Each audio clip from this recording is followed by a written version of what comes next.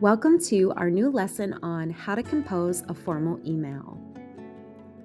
Our objective today is to learn how to compose an email to teachers, professionals, and even employers. Understanding formal emails. A formal email is a structured professional message used in business or academic settings. The purpose is to communicate clearly and respectfully in a professional way that can be easily understood.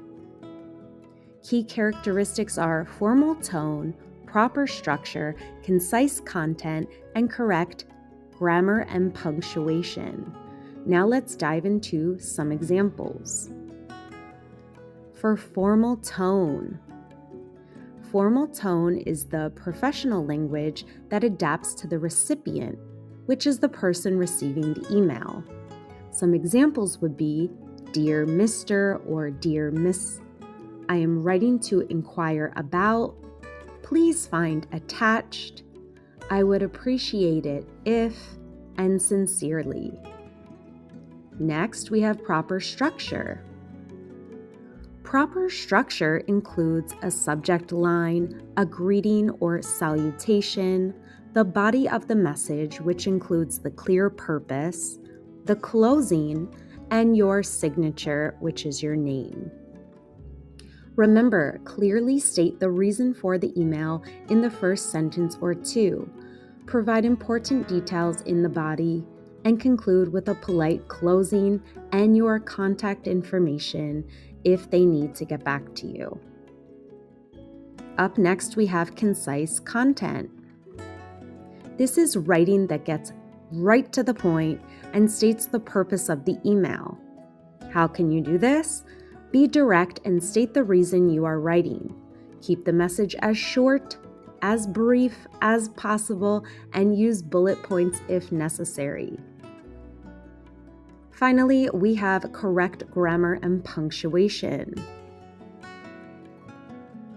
Each line should end with a terminal punctuation mark. This shows that your thought has ended. Also, check your email before sending it. You don't want to send an email with tons of errors. Use proper grammar and seek help when needed. You can ask a friend or a teacher to reread or proofread your writing. The proper sentence structure, write in an active voice, and address the recipient or the receiver correctly. Next, we have components of a formal email. This is the subject line. For the subject line, you want to be clear, concise, and relevant, such as meeting request, project update. Then we have the salutation. This is also known as the greeting. Here you want to use appropriate titles. An example of this would be Dear Mr. Johnson or Dear Professor Smith. Then we have the body. This is the introduction, which is the purpose, the main content, which provides the necessary details, and the conclusion, which can be a call to action or the next steps. Finally, we have our closing, which is a professional sign-off. You can use words like sincerely or best regards. Then include your full name and contact information. Next, we have some quick tips for formal emails. Use a professional email address. Maintain a respectful and polite tone. Be concise and to the point. Don't forget to proofread those errors. Use proper paragraph structure for rereadability and include a professional email signature. Some common mistakes to avoid are using an overly casual language or tone, neglecting to use proper salutations and closings, writing lengthy, unfocused messages, forgetting to proofread for spelling and grammar errors, replying all unnecessarily, attaching large files without warning, and failing to respond in a timely manner. Now let's get into some examples. Our first one being a student who wants to join an art club. Dear, and then they will put the colleague's name. I hope this email finds you well. I wanted to reach out to you in order to join the art club you are organizing this year. I have always shown a genuine passion for art and creativity in my classes, and I believe I would be a wonderful addition to your club. I believe that my dedication and unique artistic perspective would be an asset to the group. I would be grateful if you could consider me for the club and save a spot for me. I'm confident that I would thrive in this enriching environment and have the opportunity to further develop my artistic skills. Thank you for your time and consideration. Please let me know if you have any questions or need additional information from me. Best regards, Elizabetta.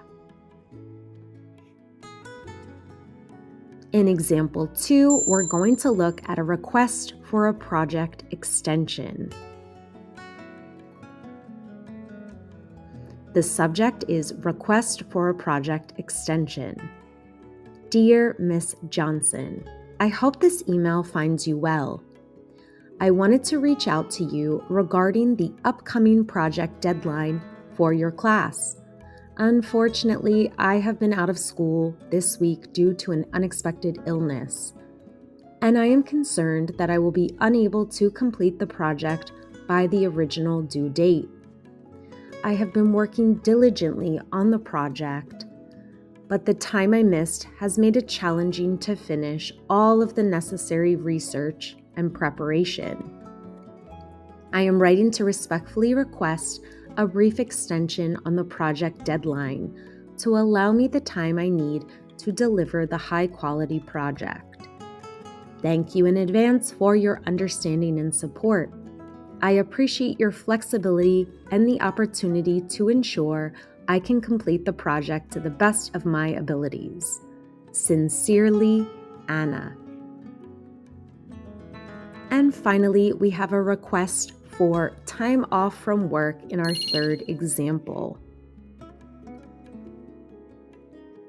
Our subject is Request for Time Off, and you will write Dear with the colleague's name. I hope this email finds you well. I wanted to reach out and request a day off from my restaurant job next week.